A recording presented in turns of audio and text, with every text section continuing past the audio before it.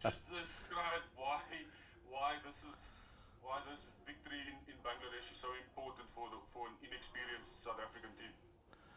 Yeah, I think, Stewie, maybe not as hard volley as you think it is, but yeah, look, I think the record says something like we haven't won a test match here in 10 years, and I don't know if it dates back further to a series win. But also just the belief that it instills in this group, how we went about our business, and the growth that you see within them on a daily basis, you know. So I think on so many levels it was a special win, and so important for this group, and especially what lie ahead over the next couple of months, which makes it even more exciting. Thanks, Stu, for those. Hi, Shuk. So I just want to ask you a little bit to build on something we chatted about last time. You know, it's very difficult to win in the sub, and over the last 10 years, like, there's been 35 series played and only 6 teams have actually won there.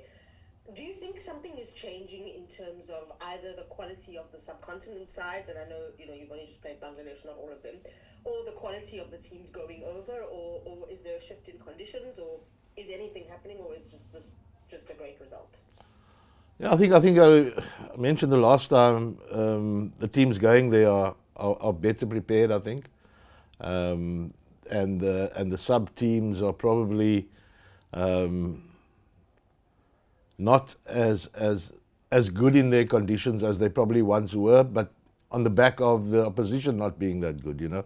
So if you look at the results, New Zealand are achieving in India, and England had a win in Pakistan, and Pakistan came back and won that series. But I just think that teams go there better prepared. They're less fearful of the sub, because they found different ways of skinning this cat here, you know, either through a power game, or through a upskilling in terms of how the demons that once were. Guys don't come here anymore in a defensive mindset. They actually look at scoring options rather than trusting your defense, as was the age-old adage.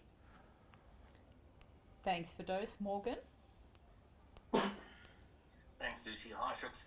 Shooks, just on Bjorn Mulder, he had a great series in the West Indies not that long ago, and you know the century he scored the other day was just absolutely outstanding. What will it do for his confidence and the confidence the team has in him as an all-rounder? Because his career has taken quite a long while to develop, but it's great to see that he's starting to hit his straps now. Yeah, and we all forget that he's only 25 or 26 years older. So maybe it started out too early for him, and he wasn't able to come to grips with the expectations, and obviously didn't get as many opportunities. But yeah, he's learning quickly, and he's a guy that thrives on backing he gets.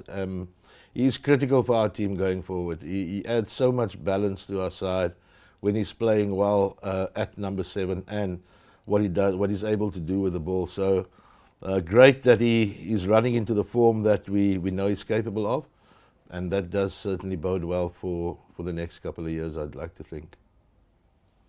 Thanks, Morgan. Johan? Morning, Chiefs. Congrats with this win.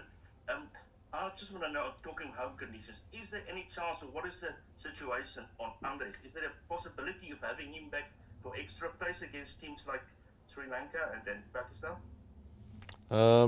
Anrich made it very clear that he was only going to play T20s this year, and then he'd re-evaluate next year. So no, I'm not going to be badgering anyone or going contrary to what he told us. I was very comfortable with what he said, and so no, won't be asking or looking at that even, not an option. Thanks, Johan. Zahir? Shooks, well done there in Bangladesh. Just in regards to Kish, he's the number one ODI bowler.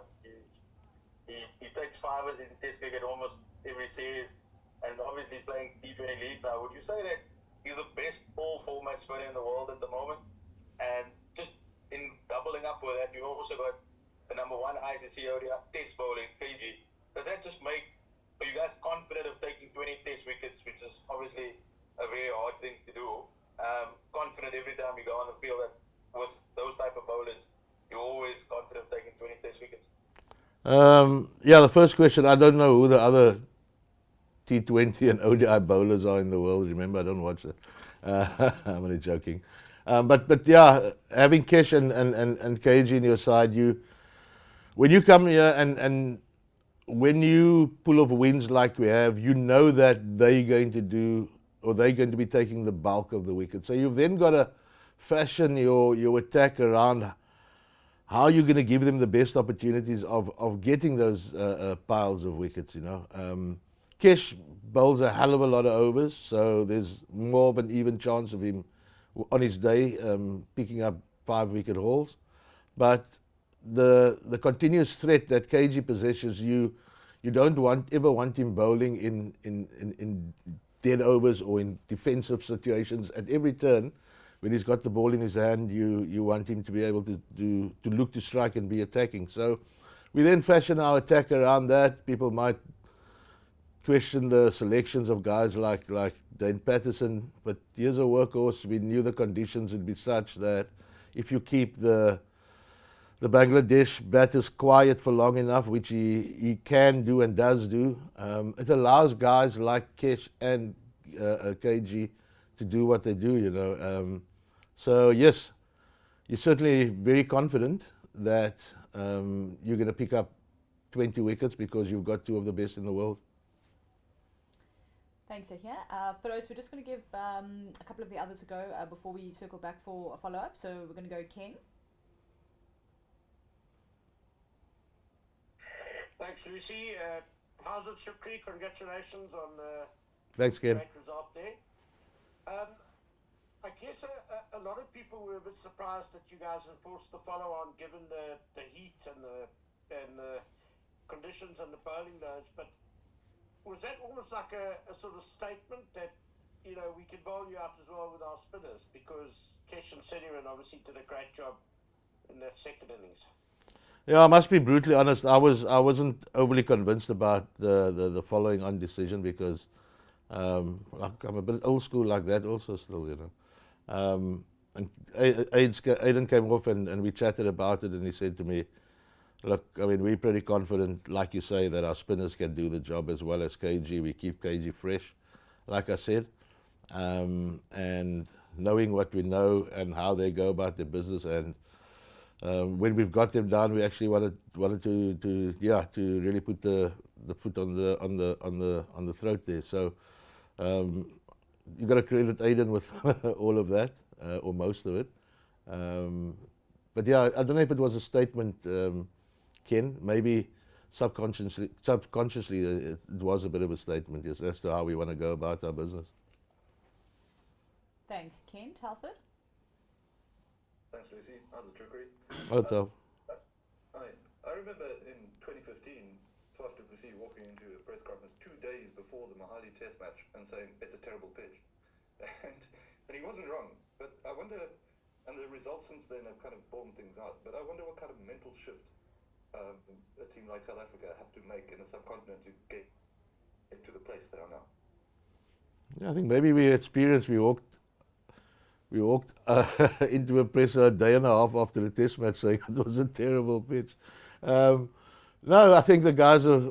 I think it's all about our prep, Telford. We prepared really well. We created extreme conditions in Pretoria, and I think we kept talking around the mentality that we want this group to have, for them to back what they've got, to show their character in everything we do, and if we were going to fail, because we're going to make mistakes, and you almost want to create an environment where it's okay to make mistakes, you know. But we're still going to get tested in bigger ways going forward. But I think it was really huge for us and for South African teams. When we go to Pakistan and India next year, I think we take a lot of confidence from this result. Thanks, Telford. Fani? Shukri, I wonder if I could ask you about the series against Sri Lanka coming up. Would you be requiring fast bowlers like Marco and Gerald and Kwena Mapaka to play in at least one or two first-class matches before the test series starts? Well, Gerald and Marco are are playing in the T20s against India. Quena's getting through matric exams. He's definitely not in the equation to play any test matches for us unless we have a spate of injuries. But Gerald and Marco will be in the squad for Sri Lanka, and so will Lungi. Lungi's also going through a little conditioning block that we started since he was here, and that was always the plan for him, so that he can be ripe and ready. If playing a 4-day game sits within that, and we're comfortable with that, then that's what they'll do.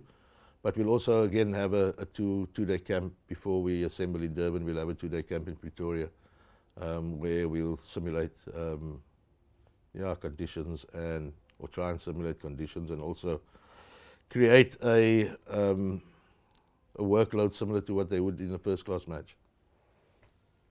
Perfect, thanks Fani. We're going to go Kaniso. First of all, we'll save the Afrikaans questions for last, so it'll go Kaniso, then we'll take the follow-ups. Kaniso, please go ahead. Thank you very much, Lucy. Good morning, Shooks. World Test Championship, Shooks, how are you feeling with the fact that your fate's in your own hands? You win 3 of the 4 tests. Then it's off to London for you guys, but then again, that'll be easier said than done. Yeah, a lot easier said than done. But this is the way you'd prefer it to be. You know, you want your fate in your own hands. You don't want to be relying on other sides. But I can tell you now that table is going to be topsy-turvy, and there's so many permutations still. But yeah, I'm just glad that it's in our hands. But yeah, it's all about the first test against Sri Lanka in Durban now, and then we'll take it from there. But first, a nice little break for all these guys. Thanks, Kaniso. So we'll look to take the last couple of follow-ups as we look to wrap this media up. Go ahead for those. Shukri, I just want to ask you about scoring hundreds, because obviously South Africa had a long period of time where it was difficult for guys to score hundreds. Have you noticed something in terms of mindset or technique or whatever it is that's allowing guys, especially like a Tony, to bat for such long periods of time? I've always said you give us conditions that are batter friendly, or not too spicy as we have become accustomed to, then the guys can get hundreds. And bowlers are made to work, and we've got bowlers like we spoke about earlier that can toil away and create opportunities. But for me, it's all about having good enough wickets for batters. And if your next question is going to be, which someone asked earlier or last week, we're not going to ask for specific conditions back home. We want good wickets because we feel that we can create enough opportunities on good wickets, and our batters have now shown that they can get hundreds. Thanks for those. Stu? Thanks. Well, to follow up on that, we've seen Ashwell go along as your batting coach over there. Two-part question this, Shukri. What has his impact been? And do you want him to stay on for the remainder of the summer? Ashwell's our batting coach. It's not as if he's obviously just had a few things to deal with on domestic front.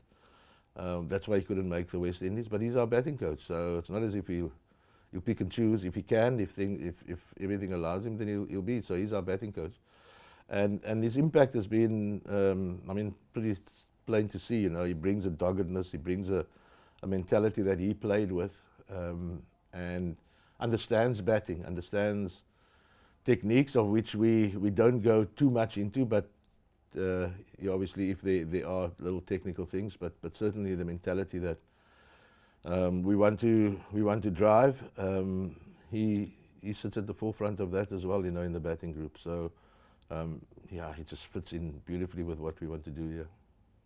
Cool. 2 last English ones, then we'll give first of all 2 questions, and then we do have to wrap this media up. Please go ahead, Kaniso, then Zahir.